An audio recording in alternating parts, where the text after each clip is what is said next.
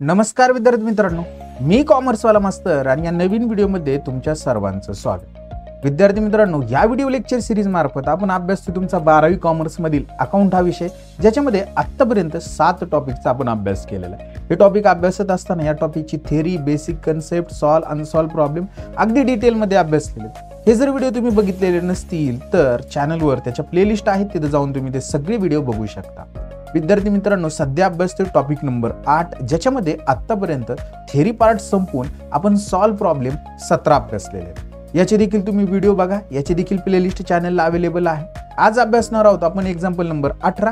तत्पूर्वी एक विनंती आहे की तुम्ही हा व्हिडिओ शेवटपर्यंत बघा, जेणेकरून हे एक्झाम्पल तुम्हाला व्यवस्थित समजेल। एक्झाम्पल समजलं तर व्हिडिओला लाईक करा, चॅनलला सबस्क्राईब करायला विसरू नका आणि तुमच्या वर्गमित्रांपर्यंत नक्की व्हिडिओ शेअर करा। चला, आज आपण आपल्या एक्झाम्पलला सुरू करू। बघा, फर्स्टली एक्झाम्पल रीड करू, काय सांगितले ते समजून घेऊ आणि त्याच्यानंतर सॉल्व्ह करूया। काय सांगितले पहा, Dhananjay electronics company limited forfeited 500 equity share, 500 share जप्त केलेले आहेत। शेअर ऑफ ₹10 इच, 10 रुपयाला एक शेअर आहे, on which 6 per share were received, त्याच्यामधले 6 रुपये आपल्याला प्रत्येक शेअरचे भेटलेले आहेत। Show the general entries regarding reissue of the all this share if, बघा आता शेअरच्या बाबतीत काय सांगितले, शेअर रिइश्यू ॲट ₹80, 8ला जर शेअर विकला आणि फुल्ली पेड म्हणजे काय, 10 रुपयाच्या शेअरपैकी 10 रुपये मागवलेले, 10 रुपये मागवलेले शेअर्सचे आपल्याला 6 रुपये भेटलेले आहेत, 8 रुपयाला तो रिइश्यू केला, 4 रुपये भेटले नाहीत, असा त्याचा अर्थ होतो। नेक्स्ट मध्ये काय, शेअर ॲट रिइश्यूड ॲट ₹7, 7 रुपयाला एक शेअर विकला पण मागवलेत किती, 8 रुपये, म्हणजे आपला 8 रुपये गुणुले 500 जर केले तर 4000च आपण कॅपिटल काय करणार आहोत, कमी करणार आहोत। त्याच्यानंतर शेअर आर रिइश्यू ॲट ₹5.5, म्हणजेच काय 5.50, म्हणजे 5.5ला तो शेअर विकला पण मागवले किती, 7 रुपये, म्हणजेच आपले जे 500 शेअर्स होते त्या 500 शेअर्सवर आपण जर 7 रुपये मागवले तर ते आपल्याला भेटणार आहे 7×5 = 35, म्हणजे 3500 रुपये शेअर कॅपिटल। म्हणजे थोडक्यात काय असणार आहे की पहिल्या कंडिशनमध्ये शेअर कॅपिटल आपण 3500 मागवले, त्यातनं आपल्याला 5.50च भेटले, म्हणजे 7 रुपये मागवले, त्यातनं आपल्याला किती पैसे भेटलेत, 5.50ला तो शेअर रिइश्यू केला।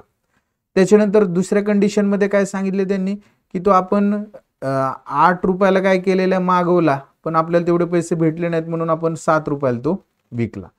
त्याच्यानंतर पहिल्या कंडिशनमध्ये 10 रुपयेपैकी 10 रुपये मागवले आणि आपल्याला 6 रुपये भेटले नाहीत म्हणून काय केलं, आपण 8 रुपयाला विकला। परत एकदा सांगतो, पहिल्या कंडिशनमध्ये 10 रुपये मागवले, 6 रुपये भेटले नाहीत, रिइश्यू करताना 8ला विकला। दुसऱ्या कंडिशनमध्ये आपण 8 रुपये मागवले, आपल्याला 6 रुपये भेटले, रिइश्यू करताना 7 रुपयाला विकला। तिसऱ्या कंडिशनमध्ये आपण किती रुपये मागवले, 7 रुपये मागवले, आपल्याला 6 रुपये भेटले, रिइश्यू करताना 5.50ला विकला।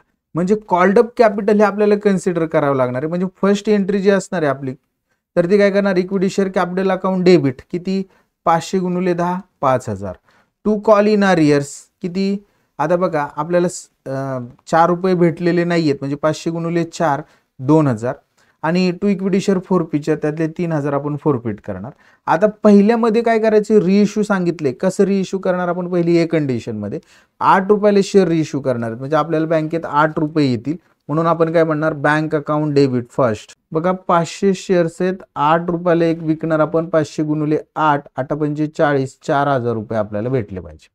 आपले शेअर कॅपिटल कितीचं जप्त झालेले, 5000चं जप्त झालेले, त्यातनं फक्त आपल्याला 4000च भेटणार आहेत, म्हणजे लॉस झालेले 1000, तो आपण शेअर फोरफिचर मधनं जप्त करायचा, म्हणजे रिकवर करायचा, म्हणून इक्विटी शेअर फोरफिचर अकाउंट। आणि किती बघा फोरफिचर मधनं आपण रिकवर करणार, की त्याचे फोरफिचरचे 3 होते, आपल्याला 5000 रुपयाचं कॅपिटल 4000 रिकवर झाले, फक्त 1000 रिकवर करणार आहोत फोरफिचर मधून, म्हणून त्या ठिकाणी आपण लिहिणार ₹1000 आणि राहील आपण हे काय करणार, कॅपिटल ट्रान्सफर करणार, आपले शेअर कॅपिटल वाढणार आहे म्हणून to equity share capital account, amount लिहिणार ₹5000, आणि याचं नॅरेशन लिहिणार being 500 equity share reissue at ₹80, 8 रुपयाला तो शेअर विकला।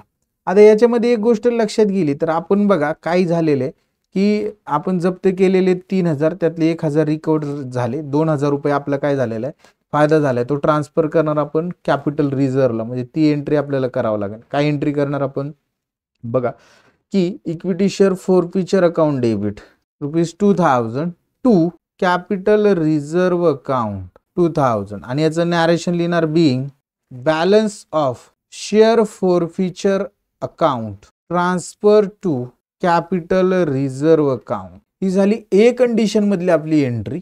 आता आपण काय करणार आहोत बी कंडिशन मध्ये. बी कंडिशन मध्ये काय सांगितले ते समजून घ्या.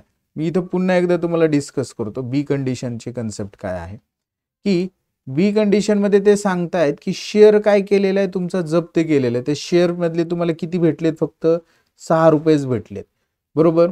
मग तो जप्त केला जप्त करून तो रिइश्यू केला. आपण जप्त केलेली एंट्री या ठिकाणी केलेलीच आहे. हीच एंट्री कॉमन असणार आहे सगळीकडे. बी कंडिशन मध्ये सुद्धा हीच एंट्री कॉमन असणार आहे.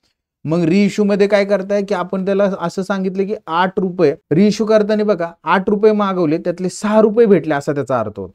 8 रुपये मागवले 6 रुपये भेटले. मग रिइश्यू करताना कितीला विकले शेअर 7 रुपयाला विकला. म्हणजे 7 रुपये आपल्याला बँकेत येणार आहेत. म्हणजे आपल्या बी कंडिशन मध्ये आपण काय म्हणणार नंबर 1 ची एंट्री बँक अकाउंट डेबिट रिइश्यू करताना बघा 500 शेअर्स आणि 7 रुपयाला एक विकला तर 7 5 35 3500 रुपये बरोबर. 3500 रुपयाला आपण शेअर विकला. आता बघा जप्त करताना आपण कितीला जप्त केला म्हणजे त्याने आपल्याला यातले 8 रुपये दिले होते. म्हणजे थोडक्यात 500 शेअर्सवर आपण 8 रुपये मागवले म्हणजे 500 गुणिले 8 जर केले तर आपले 4000 रुपये कॅपिटल काय होणार आहे कमी होणार आहे. मग ते जप्त केले मग 4000 कमी होणार. म्हणजे थोडक्यात एक गोष्ट लक्षात घ्या की आपल्याला काय करावं लागणार आहे की या ठिकाणी लॉस किती होते बघा 4000 आपलं कमी झालेले कॅपिटल आपण 3500 मिळवले. 500 रुपये आपला लॉस आहे. हा आपण कशातनं रिकवर करायचा शेअर फॉरफिचर मधनं रिकवर करायचा. म्हणून equity share forfeiture account debit to equity share capital account. Amount किती लिहिणार ₹4000 आणि याचं नॅरेशन तीच लिहिणार being 500 equity share reissue at ₹7 7 रुपयाला विकला. आता एक गोष्ट लक्षात घ्या जप्त करताना आपण किती जप्त केलेले आहे तर जप्त करताना आपण या ठिकाणी जर तुम्ही जर बघितले तर 3000 रुपये जप्त केले बरोबर. त्यातनं 500 रुपये काय झाले आपले लॉस मध्ये आपण रिकवर केले. म्हणजे या 3000 500 गेले तर राहिले 2500 तो आपण या ठिकाणी ट्रान्सफर करणार आहोत. म्हणून या ठिकाणी आपण काय करणार नंबर 2 ची एंट्री काय equity share forfeiture account debit amount लिहिणार आपण 2500 टू कॅपिटल रिझर्व्ह अकाउंट आणि याचं नॅरेशन लिहिणार आपण being balance of share forfeiture account transfer to capital reserve. तर ही बी कन्सेप्ट नुसार आपली जनरल एंट्री आपण कंप्लीट करून घेतली.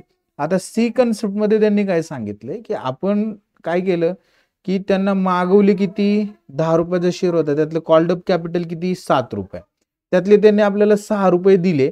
1 रुपया दिला नाही म्हणून त्याचा शेअर आपण 5.50 ला विकला असा त्याचा अर्थ होतोय. म्हणजे 7 रुपये मागवले म्हणजे थोडक्यात आपल्याला एक गोष्ट लक्षात घ्या 500 शेअर्सवर 7 रुपये 5 7 35 3500 रुपये आपलं कॉल्ड अप कॅपिटल. त्यातले आपल्याला किती भेटले 6 रुपये भेटले. 1.5 रुपया भेटला नाही म्हणून आपण काय केले शेअर कॅपिटल 1 रुपया भेटला नाही म्हणून शेअर जप्त केले. मग जप्त करण्याची एंट्री आपण इथं केलेलीच आहे. तुम्हाला ही एंट्री कॉमनच राहणार आहे. आता काय करायचं रिइश्यू करण्याची एंट्री करायची. मग आपण काय करणार रिइश्यू करताना आपण 5.50 ला विकतोय म्हणजे आपली फर्स्ट एंट्री असणार आहे बँक अकाउंट डेबिट 500 आणि अमाऊंट 5.50 म्हणजेच किती येणार आहे बघा ते 2750 येणार. बघा 3500 ने आपली शेअर कॅपिटल कमी होणार आहे बरोबर 3500 ने.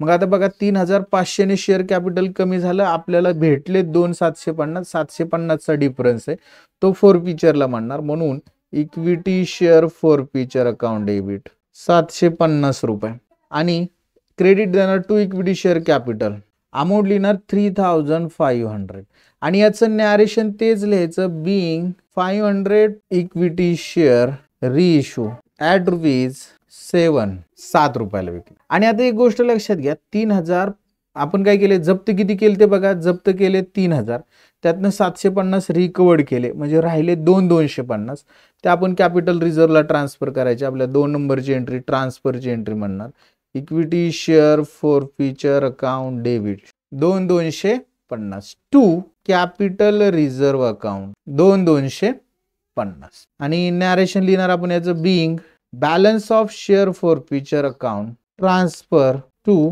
कॅपिटल रिझर्व्ह अकाउंट तर अशा पद्धतीने आपण काय केलेलं आहे, तीनही कन्सेप्टमधल्या आपल्या 4 फीचरच्या रिइश्यूच्या जनरल एंट्रीज समजून घेतलेल्या आहेत. आय होप विद्यार्थी मित्रांनो हे एक्झाम्पल तुम्हाला समजलेलं असणार आहे. व्हिडिओ जर आवडला असेल तर तुमच्या वर्गमित्रांपर्यंत नक्की शेअर करा. नेक्स्ट व्हिडिओमध्ये आपण अनसॉल्व प्रॉब्लेम अभ्यासायला सुरुवात करणार आहोत. तोपर्यंत सर्वांना बाय, टेक केअर.